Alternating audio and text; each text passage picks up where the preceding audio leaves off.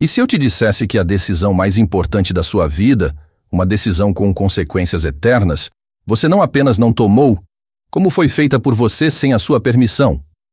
Não estou falando sobre sua carreira, seu casamento ou onde você mora. Estou falando sobre a sua própria existência. Você nunca consentiu em nascer. Você foi trazido a um mundo de dor, ansiedade e morte inevitável, sem ter uma única palavra a dizer sobre o assunto.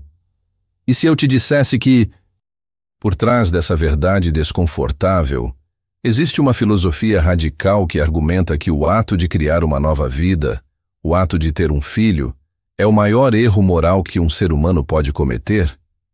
Essa ideia, conhecida como antinatalismo, não é apenas um pensamento deprimente de alguns filósofos obscuros. É um argumento lógico, frio e perturbador que desafia a base da nossa sociedade, da nossa biologia e da nossa própria identidade. E ao longo deste vídeo, você vai entender por que essa filosofia está ganhando força e por que, mesmo que você discorde dela, ignorá-la não é mais uma opção. Prepare-se, porque vamos questionar o valor da própria vida. A pergunta parece quase um insulto, não é? A vida é boa? A sociedade inteira é construída sobre um retumbante sim. Desde o momento em que nascemos, somos bombardeados com a ideia de que a vida é um presente, uma dádiva, uma oportunidade milagrosa. Nossas religiões, nossas culturas, nossas famílias, todas ecoam a mesma mensagem. Procriar é bom, continuar a espécie é um dever. Trazer uma criança ao mundo é o ato supremo de amor e esperança. É o ciclo da vida, a coisa mais natural do mundo. Questionar isso é como questionar a lei da gravidade. É ser pessimista, nihilista, talvez até mesmo mal agradecido. Mas e se essa narrativa toda, essa base sobre a qual construímos nossas vidas, estiver fundamentalmente errada?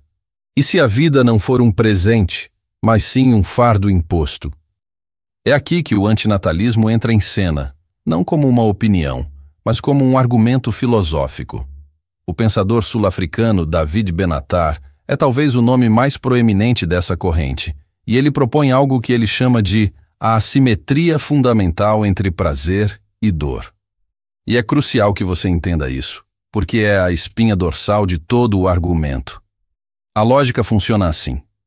Quando uma pessoa existe, a presença de dor é ruim e a presença de prazer é boa. Isso é óbvio. Ninguém discorda. Mas, e quando uma pessoa não existe, aqui é que tudo muda. A ausência de dor para alguém que nunca existiu é boa. Pense nisso. É bom que trilhões de pessoas potenciais não estejam sofrendo neste exato momento. Ninguém lamenta o sofrimento das crianças que poderiam ter nascido em Esparta e sido descartadas, porque elas nunca existiram para sofrer. Então, a ausência de dor é um bem. Agora o outro lado, e a ausência de prazer. A ausência de prazer, para alguém que nunca existiu, não é ruim. Não é uma pena que um ser inexistente não esteja aproveitando um belo pôr do sol. Para que a ausência de algo seja uma privação, precisa haver alguém para ser privado. Como não há ninguém, não há mal nenhum. Você percebe a assimetria? Quando você cria uma pessoa, você cria tanto a dor, que é ruim, quanto o prazer, que é bom. Mas quando você decide não criar uma pessoa, você garante a ausência de dor, que é boa, e a ausência de prazer, que não é ruim. Comparando os dois cenários, a decisão de não criar uma vida leva a um resultado garantidamente bom e a nenhum resultado ruim. Já a decisão de criar uma vida leva a um resultado bom, prazer, e a um resultado ruim, dor. A conclusão lógica de Benatar é implacável. A única aposta garantida, a única decisão que impede categoricamente o mal, é a de não trazer ninguém à existência. Trazer alguém ao mundo é sempre um jogo de roleta russa que você joga com a vida de outra pessoa, sem a permissão dela. E a arma está sempre carregada. Pode parecer contraintuitivo. Nossa mente imediatamente grita: mas e a alegria, e o amor, e a beleza, e as grandes conquistas da humanidade. E é aqui que o argumento antinatalista se torna ainda mais profundo. Ele não nega que a vida tenha momentos bons. O problema é que para a maioria esmagadora das pessoas, esses momentos bons são, na verdade, apenas o alívio de um estado de necessidade ou sofrimento. Pense bem. Você não sente prazer em estar aquecido a maior parte do tempo. Você só sente um prazer intenso quando está com muito frio e finalmente se aquece. Você não sente prazer em não estar com sede. Você só sente o prazer de beber água quando sua garganta está seca. A maior parte do que chamamos de felicidade é a satisfação de desejos, a remoção de um desconforto. É a coceira que parou de coçar. A condição fundamental da vida, segundo essa visão, é uma condição de carência, de falta, de um vazio que precisamos preencher constantemente apenas para nos mantermos num estado neutro. E mesmo que aceitemos que existem prazeres puros, que não são apenas alívio, a assimetria de Benatar ainda se mantém. O pior sofrimento possível, como a tortura extrema ou a dor de perder um filho, é infinitamente mais intenso e impactante do que o maior prazer possível. Não existe um prazer tão bom que justifique a pior dor. Você aceitaria viver um dia de êxtase puro se, em troca, tivesse que passar por uma hora de tortura excruciante? A maioria das pessoas diria que não. E, no entanto, é exatamente essa a aposta que os pais fazem em nome de seus filhos. Eles os jogam em um mundo onde a tortura, a doença, o luto, a humilhação e o desespero não são apenas possíveis, mas, em algum grau, inevitáveis. Mas por que não percebemos isso? Por que a maioria de nós insiste que a vida é boa? Benatar argumenta que somos vítimas de uma série de vieses cognitivos, um mecanismo de defesa psicológico que ele chama de princípio de Poliana. Nossa mente está programada para o otimismo. Nós nos lembramos mais das coisas boas do que das ruins. Nós nos adaptamos às circunstâncias terríveis e as normalizamos, chamando isso de resiliência. Nós olhamos para os outros que estão em situação pior e nos sentimos gratos, em vez de questionar a estrutura fundamental que permite tanto sofrimento em primeiro lugar. Essa programação otimista foi útil para a sobrevivência da espécie, para nos manter lutando e nos reproduzindo, mas ela nos cega para a verdade brutal da nossa condição. Vivemos em uma ilusão cuidadosamente construída, porque a realidade de que a existência é, em sua essência, uma armadilha, seria psicologicamente insuportável para a maioria. O antinatalismo, portanto, não é apenas uma filosofia, é o ato de quebrar essa ilusão. Essa lógica fria e calculista do sofrimento é apenas uma faceta do argumento. Há outra, talvez ainda mais poderosa, que se concentra na ética, na moralidade e no conceito de consentimento. O filósofo argentino Júlio Cabreira aborda a questão de uma perspectiva que ele chama de ética negativa. Para Cabreira, o problema fundamental do nascimento não é apenas o balanço entre dor e prazer, mas o ato em si. Trazer alguém à existência é, segundo ele, o ato máximo de manipulação. É pegar um ser do nada, do não ser, e jogá-lo em uma condição que ele chama de estruturalmente negativa. O que ele quer dizer com isso? Cabreira descreve a vida como um atrito triplo. Primeiro, ao atrito com a dor física e o desconforto, desde as dores do crescimento, passando pelas doenças, até a inevitável decrepitude da velhice. Nosso corpo está em uma batalha constante contra a entropia e o sofrimento. Segundo, ao atrito com o desânimo. A vida é uma luta incessante. Precisamos trabalhar para comer, nos esforçar para alcançar objetivos que muitas vezes nos frustram e lidar com a ansiedade, o tédio e a sensação de falta de sentido que assombra a condição humana. Terceiro, e talvez o mais importante, é o atrito com os outros. Nossos interesses inevitavelmente colidem com os interesses de outras pessoas, gerando conflito, competição, mágoa e violência. Nascemos em um jogo onde, para vencer, muitas vezes, outro precisa perder. Para Cabreira, essa estrutura de atrito triplo nos coloca em uma situação de inabilitação moral. Não importa o quão bom você tente ser, você inevitavelmente causará dano.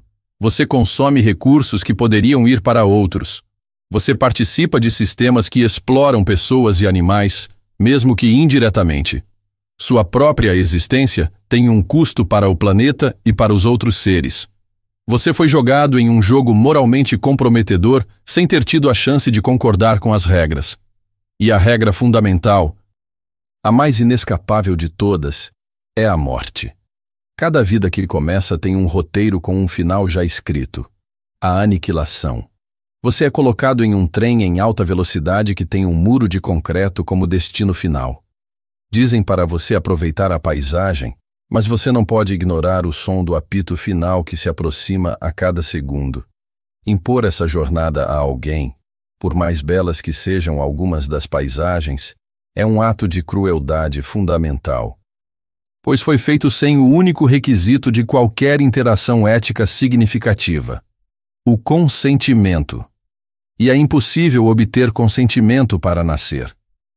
Você não pode perguntar a um ser não existente se ele gostaria de existir. Qualquer resposta que você imagine: "Ah, mas meu filho vai ser feliz. Eu vou dar a ele uma vida maravilhosa", é uma projeção do seu próprio ego, dos seus próprios desejos. É uma justificativa que você cria para satisfazer uma necessidade sua, seja ela biológica, social ou emocional. Você não está dando um presente à criança. Você está usando a criação de uma criança para se dar um presente. A experiência da paternidade, a continuação do seu legado, a satisfação de uma pressão social. A criança é um meio para um fim, não um fim em si mesma. E isso, para filósofos como Cabreira e Benatar, é a violação ética primordial. Essa linha de pensamento nos força a olhar para a sociedade de uma forma completamente diferente. O que acontece quando aplicamos a lente do antinatalismo ao mundo em que vivemos? De repente, vemos que nossa estrutura econômica e social não é neutra. Ela é agressivamente pró-natalista. O capitalismo, por exemplo, depende de um crescimento infinito. E para ter crescimento infinito, você precisa de duas coisas: mais consumidores para comprar produtos e mais trabalhadores para produzi-los. Uma população em declínio é o pesadelo de qualquer economista convencional. Governos entram em pânico e criam incentivos para que as pessoas tenham mais filhos. As corporações nos vendem a imagem da família feliz e consumidora como o ideal de vida. Ter filhos se torna quase um ato econômico, um dever cívico para manter a máquina girando.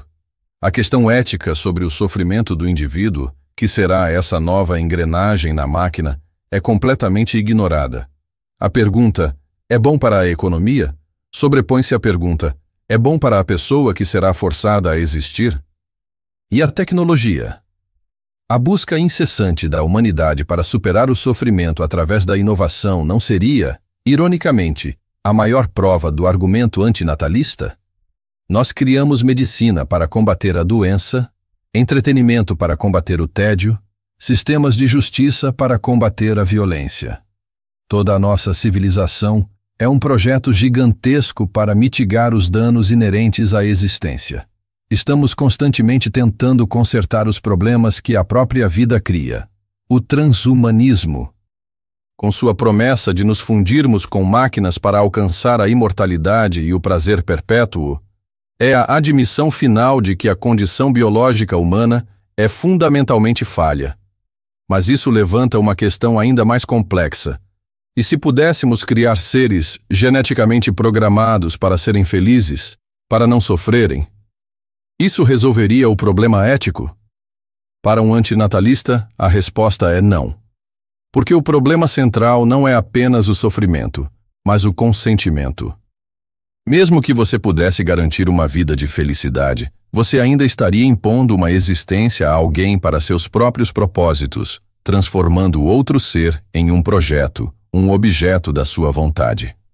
O antinatalismo, portanto, se expande para além de uma simples filosofia pessoal e se torna uma crítica poderosa a toda a nossa civilização. Ele nos força a perguntar: por que estamos tão desesperados para continuar este projeto? Qual é o objetivo de perpetuar a espécie humana a qualquer custo? Para criar mais arte, mais ciência. Já não temos sofrimento suficiente para justificar uma pausa e refletir se o próximo ato desta peça realmente precisa ser encenado? A crise ambiental é talvez o exemplo mais gritante. Estamos conscientemente trazendo novas gerações para um mundo que estamos tornando cada vez mais inóspito, com recursos cada vez mais escassos e um futuro cada vez mais incerto. Desculpar isso com um vago mas eles vão encontrar uma solução. É a forma mais alta de negligência intergeracional.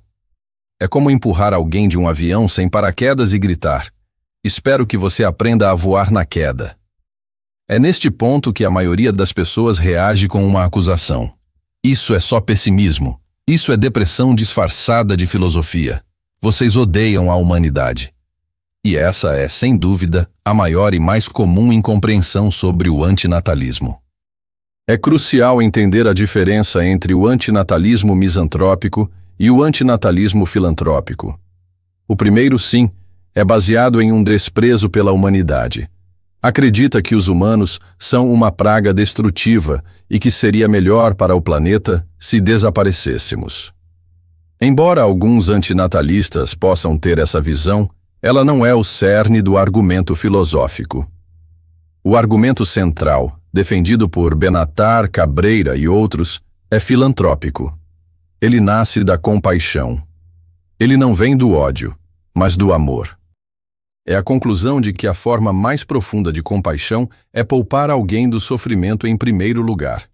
É o reconhecimento de que a vida contém riscos tão terríveis, dor excruciante, luto devastador, terror existencial, que não é ético forçar alguém a correr esses riscos. O antinatalista filantrópico não odeia as crianças. Pelo contrário, ele as ama tanto que prefere que elas não tenham que enfrentar os horrores da existência. Ele olha para a alegria, para o amor, para a beleza do mundo, e não os nega. Ele simplesmente pesa esses bens na balança contra os males, e conclui que os males são muito mais significativos e que a imposição de ambos é injustificável. Vamos usar uma analogia. Imagine que você pode apertar um botão. Se você apertar, uma nova pessoa será criada. Ela terá momentos de grande alegria, verá paisagens lindas, se apaixonará, terá experiências incríveis. No entanto, ela também passará por doenças dolorosas, sentirá a angústia da perda, será traída, envelhecerá, ficará doente e, por fim, morrerá, provavelmente com algum grau de dor e medo. Você não sabe as proporções. Talvez ela tenha 90% de alegria e 10% de sofrimento. Talvez o inverso. Você aperta o botão? O antinatalista diz que você não tem o direito de fazer essa aposta pela outra pessoa. A única decisão moralmente segura é não apertar o botão. Mas a vida vale a pena, alguém pode insistir. Eu sou feliz por estar vivo. E isso é maravilhoso para você. Mas a sua felicidade justifica o sofrimento de milhões? A sua sorte na roleta russa apaga o fato de que a arma estava carregada para tantos outros que não tiveram a mesma sorte? E mais importante, o fato de que você, agora existindo e programado para sobreviver, encontrou maneiras de valorizar sua vida, não significa que a decisão de te criar foi ética em primeiro lugar. Um prisioneiro pode aprender a encontrar alegria na prisão, pode fazer amigos, pode pintar belos quadros na parede de sua cela. Isso não torna o ato de seu encarceramento injusto, um ato justo. O antinatalismo argumenta que todos nós nascemos em uma prisão biológica e existencial, e nossa capacidade de nos adaptarmos e encontrarmos beleza nela é um testemunho da nossa resiliência, não da benevolência da prisão. Então, o que fazer com tudo isso? A conclusão do antinatalismo não é que todos devemos cometer suicídio. O argumento é sobre o início da vida, não sobre o seu fim. Uma vez que já estamos aqui, O dano já foi feito. A maioria de nós tem um impulso biológico para viver, e Benatar argumenta que, para a maioria das pessoas que não estão em sofrimento extremo, a morte seria um mal maior do que continuar vivendo. A questão não é o que nós, os vivos, devemos fazer com nossas vidas, mas sim se devemos criar mais vidas que terão que enfrentar esse mesmo dilema. O objetivo desta filosofia não é mergulhar o mundo em desespero. É o oposto. É um chamado para a máxima responsabilidade, para a máxima compaixão. É um convite para que paremos de tratar a procriação como um ato trivial, um item em uma checklist da vida adulta, ou uma consequência acidental do sexo. É um apelo para que a criação de uma nova consciência humana seja vista como o ato de mais peso moral que existe, um ato que talvez, apenas talvez, nunca possa ser verdadeiramente justificado. Não se trata de odiar a vida, mas de levar o sofrimento tão a sério que nos recusamos a criá-lo desnecessariamente. No final das contas, você não precisa concordar com a conclusão antinatalista, mas é intelectualmente desonesto não se confrontar com seus argumentos. Eles nos forçam a olhar para o abismo, para a verdade desconfortável que nossa cultura tenta desesperadamente esconder com celebrações de nascimentos e narrativas de esperança. A verdade de que cada berço contém um futuro caixão. A verdade de que o preço de todo o amor e toda a alegria é a garantia da dor e da perda. O antinatalismo nos oferece a pílula vermelha. Ele nos pergunta: você quer continuar na confortável ilusão de que a vida é um presente inquestionável? Ou você ousa enfrentar a possibilidade de que o silêncio da não existência era, desde o início, a opção mais gentil? A ideia de que nascer pode não ser um presente chocou você ou fez sentido? Qual é o argumento mais forte contra o antinatalismo que você consegue pensar? Quero muito saber sua opinião nos comentários. Vamos aprofundar essa conversa. E se você quer continuar recebendo análises profundas como esta para expandir sua mente, para questionar as verdades que tomamos como garantidas, clique no botão de se inscrever. É a melhor forma de não perder nosso próximo encontro.